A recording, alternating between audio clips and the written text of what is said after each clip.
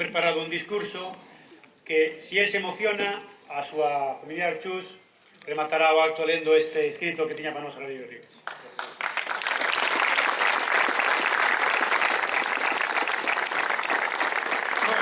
Buenos días, señoras y señores.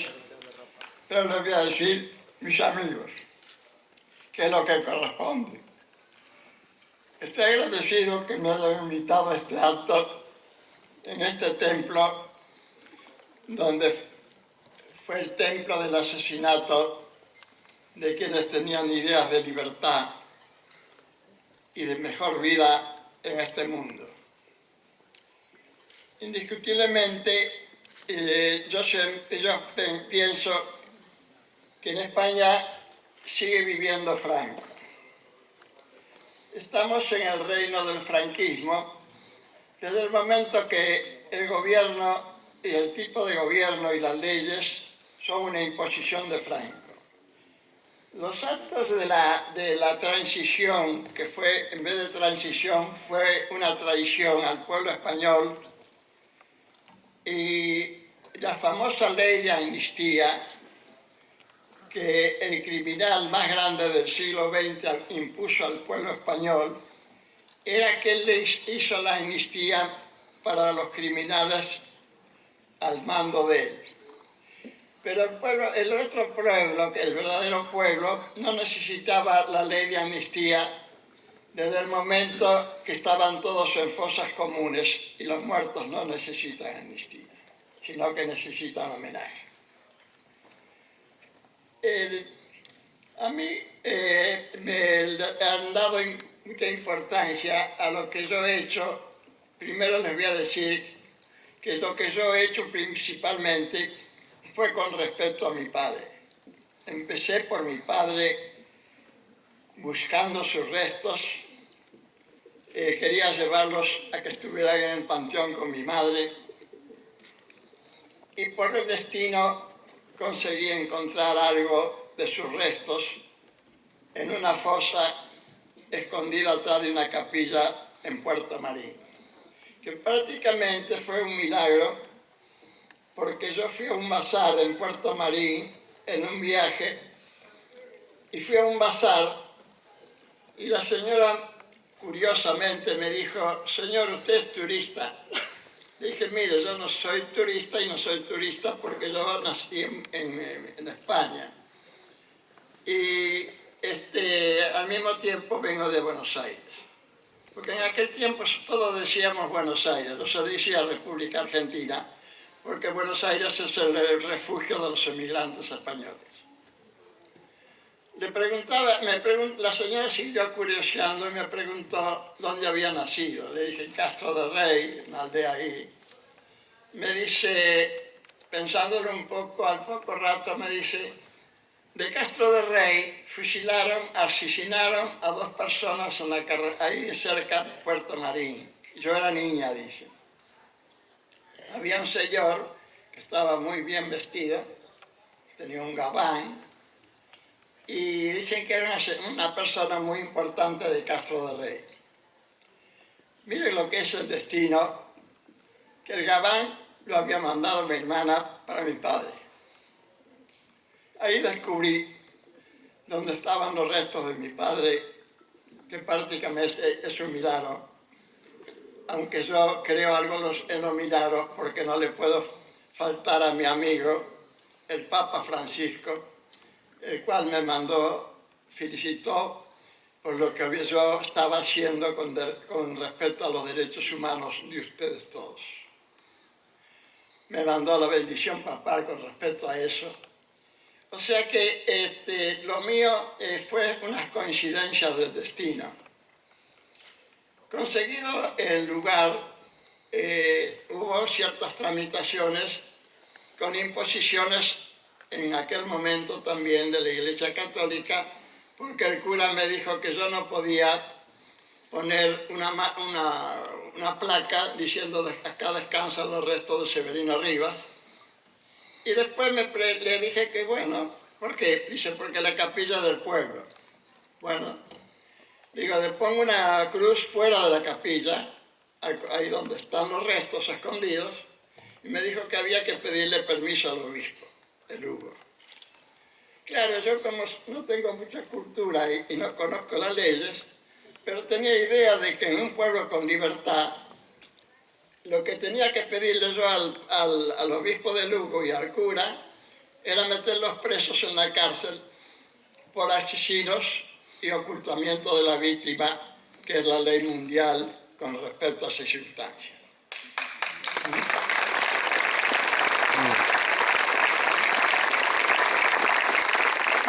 Después de muchos trámites, empecé a acumular pruebas por cómo lo habían asesinado a mi padre, porque aquella gente, aparte de ser asesinos, eran brutos y creyeron que lo que ellos estaban haciendo era para la eternidad. Entonces opinaban de que se iba a ocultar lo que ocurriera en el futuro.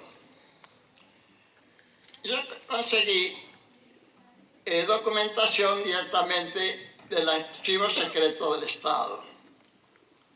A mi padre lo procesaron por traición a la patria y portación de armas, siendo que los traidores eran los falangistas y los que portaban las armas eran los falangistas. Los falangistas se entregan a mi padre, me lo secuestran en el Café España de Lugo y se lo entregan al ejército con una nota firmada por ellos mismos, que tengo yo, donde decía: se procesa a Severino Rivas por traición a la patria y portación de armas. Los militares reciben eso y hacen el proceso, pues tengo yo también, y dice: se procesa a Severino Rivas a ruego de Falange Española. Pero no conforme con eso, pasaron unos 2 meses más o menos, como tenían miedo que se les escapara la presa, han decidido el ejército entregarle a los falangistas a mi padre. Y se lo entregan un 29, y ese día 29 lo asesinan cerca de Puerto Marín, a 30 kilómetros de Lugo. Al tener toda la documentación, veo que los ejércitos lo ponen en libertad el día 29, y el día 29 aparece mi padre dando fe a un juez que no lo había visto, de que mi padre estaba muerto por arma de fuego, asesinado por los falangistas. Toda la prueba era concluyente para una justicia con libertad. La continuación de esto es que todo fue de exhumación, que fue el primer gallego exhumado en Galicia. Y yo tuve suerte, no tuve suerte porque yo no conseguí lo que más hubiera deseado, que era la vida de mi padre. Pero conseguí llevar los restos a estar con mi madre, los pocos que pudimos encontrar. Y pude también poner en mármol grabado algo que no existe en España, porque tampoco no podía existir, porque al que la ponía lo asesinaban acá en España. Y dice: Severino Rivas regresa a su casa después de haber sido asesinado por los falangistas en tal fecha. Y yo puse una plaquita, no en mármol, sino sencilla, que dice: papá, descansa en paz, te lo pedí tu hijo mimado. Yo lo digo.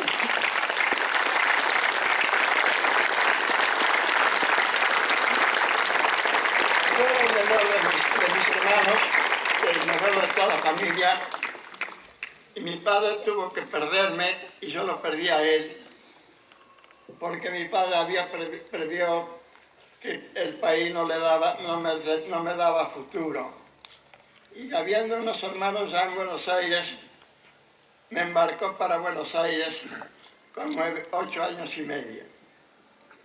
Iba solito en el barco, pero claro, me esperaban allá en Buenos Aires. No hacía de capitán, sino que había otro que hacía de capitán, pero no tenía ningún mando en el barco.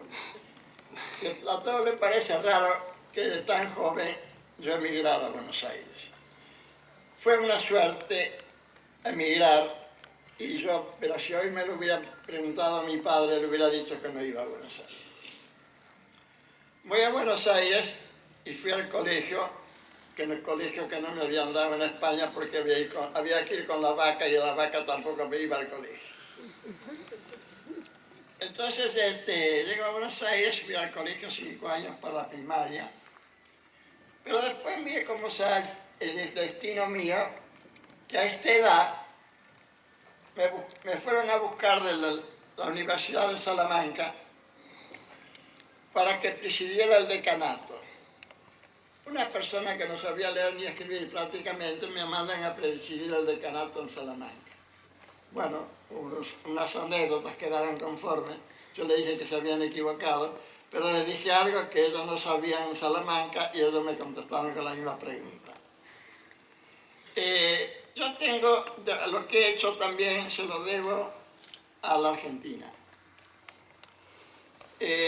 La Argentina me ha dado la facilidad que yo tenía y podía hacer de enjuiciar al franquismo, que no es fácil, porque el franquismo lo tenemos hoy. El gobierno es franquista, las leyes son de Franco, las imposiciones y los intereses creados son franquistas. Nosotros prácticamente no podemos contar con el país para ninguna clase de libertad actual. Es una vergüenza que yo no le haya podido hacer juicio a la dictadura, a los criminales, con la justicia de España, que también lo declaré ante un tribunal español. No tienen vergüenza de que yo, ciudadano español, tenga que contar con un país a donde emigré para defender mis derechos de ser humano. Acá en España, cuando yo inicié la querella, fue con una cantidad de abogados, como yo tengo más o menos 10 abogados para la querella, y iba a ser un juicio y una querella donde yo no le iba a pagar ningún honorario ni ningún gasto a mis abogados. Los abogados sabían que lo que hacían conmigo era gratuito. Podía ser el prestigio para su carrera. La señora jueza Selvina de Cubría, que estuvo acá en España 2 veces a tomar declaración a gente que no podía ir a la Argentina porque no podía caminar o no tenía medios, asentó jurisprudencia y fue una excepción en la justicia mundial. Que un país extranjero venga a tomar justicia a otro país que no se puede hacer. Sin embargo, se pudo hacer porque yo tengo el apoyo de la justicia internacional, porque las pruebas que yo he presentado eran concluyentes de lo que había pasado en España y no me podían negar. Hoy ustedes estarán enterados de que ya tenemos miles de declaraciones de gente que han asesinado en España. Tenemos ya procesado al niño, un alto criminal de la Guerra Civil Española. Tenemos procesado a otro señor, que creo que se llama Macias o no sé cuánto. Uno de esos personajes es el suegro del señor Gallardón, ministro de Justicia de España. Por eso que he llegado a las intimidades del crimen. Y estamos teniendo un éxito. Un éxito que es un poco tardío, porque en España, no es porque lo diga yo, pero se ha practicado la política del olvido. Y el que no conoce España o no lo ha visto en la época donde vivía Franco, que yo tuve la desgracia de conocer, no puede opinar porque en España existió el terror. Y el terror está inculcado en la mente de muchas personas en España todavía. Yo he conocido a Franco en Coruña, porque yo cuando embarqué en Coruña era un niño y que me quedó el recuerdo agradable de volver a Coruña cuando vine a pasear en el primer viaje. Cuando lo veo desfilar a Franco en su coche blindado, con la escolta mora en desmedro del ejército español, que el ejército no tuvo vergüenza de permitir que su jefe de Estado y su jefe de ejército fuera escoltado por una escolta mora, que le habíamos peleado hasta el día anterior, que mi hermano fue a la guerra de África también, con ellos, y que vinieron a España en cantidad innumerable a asesinar al pueblo español, traídos por Franco. Por eso que es muy rara la situación de España. Los moros, que han venido, son 80.000 que han venido a pelear a España, a matar al pueblo español. Y esos 80.000, muchos de ellos ahora están jubilados en su territorio. Y el subministro de Relaciones Exteriores se quejó hace muy poco que había que aumentarle la pensión. Claro, a mí me pareció un poco raro porque para hacer justicia tenían que aumentarle la pensión a los asesinos del pueblo español, y a las víctimas las tienen en fosa común y no le dan ninguna pensión.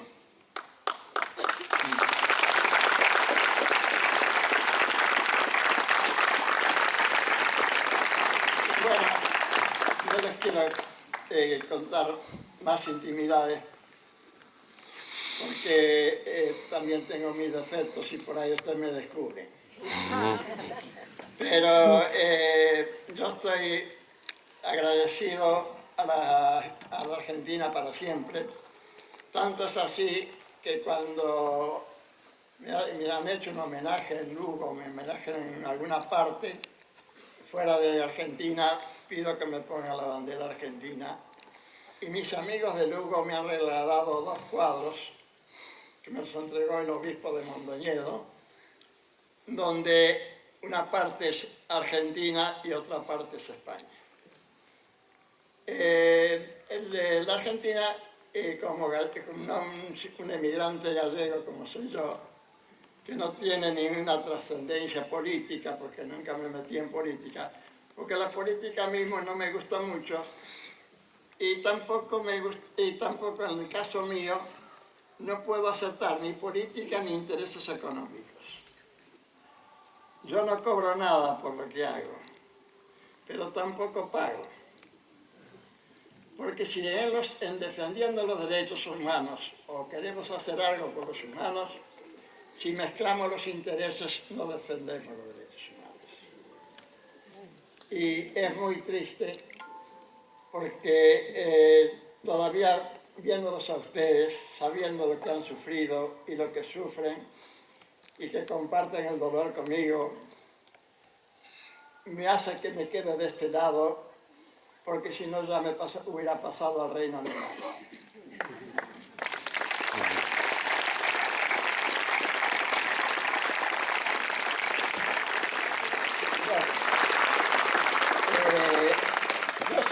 Yo seguiré luchando para conseguir lo más posible alguna reparación.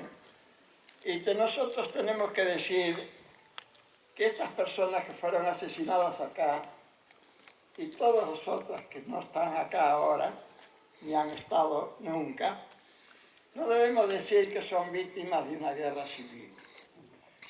Y esas personas son héroes de un drama de España. Y debemos recibir sus restos como los restos de héroes de un drama.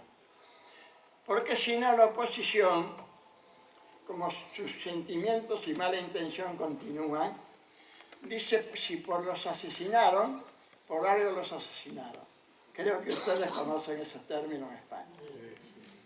Así que ustedes reciban siempre los restos, siendo posible, como héroes de su familia, porque España sufrió un drama, no fue una guerra civil. Don Miguel de Unamuno ya decía que lo que le había ocurrido a España era una guerra incivil. Entonces, después les voy a pedir, cuando termine de hablar mi sobrina, que hagamos un minuto de silencio en homenaje a todas las víctimas de la guerra, del drama español. Gracias.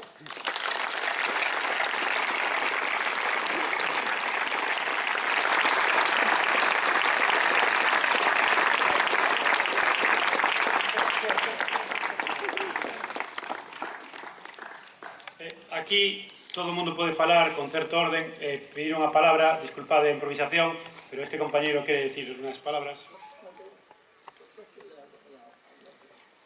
Moitas gracias pola ocasión de poder falar. Vou ser breve, bons días a todos, para mí é un gran honor poder falar aquí. E simplemente a intención inicial era presentar a Asociación de Marinos de Guerra de Ferrol víctima do franquismo. A asociación está en constitución e os obxectivos son máis ou menos e coinciden cos da memoria histórica, e non falalos porque prefiero utilizar o meu brevísimo tempo para recordar unha cosa moi importante.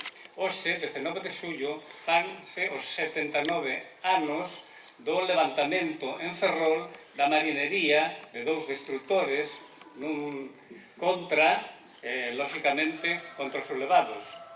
No destructor, Almirante Cervera, estaba precisamente meu pai. Foi un acontecemento que estuvo grabado na nosa familia. Eu son unha testemunha viva por recibir este relato en familia de como unha vez se supo que a oficialidade de este destructor quería unirse a Franco, aos sublevados, toda a marinería se levantou en contra. E incluso decían, subían de arriba, de baixo dos camarotes, incluso, da sala de máquinas, os fogoneros, con os ferros de atizar o lume, enarbolándos, aferrando contra os seus oficiais que os arrinconaron, para que non fora posible que entregaran ese barco ás forzas sublevadas de Franco. Eu neste día, precisamente, teño que recordar unha vez máis o orgullo que sinto de meu pai, porque era un destes mariñeiros, deste membro da marinería, deste barco, que non se sumou aos sublevados e que deixou sempre o nome, o apelido da nosa familia moi limpo.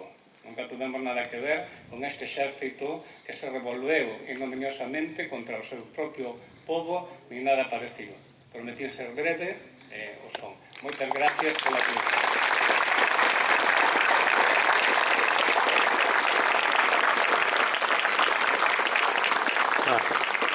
Unha peza musical que nos vai a deleitar Raúl, Darío abrirá a porta ás pombas e iremos quitando acto.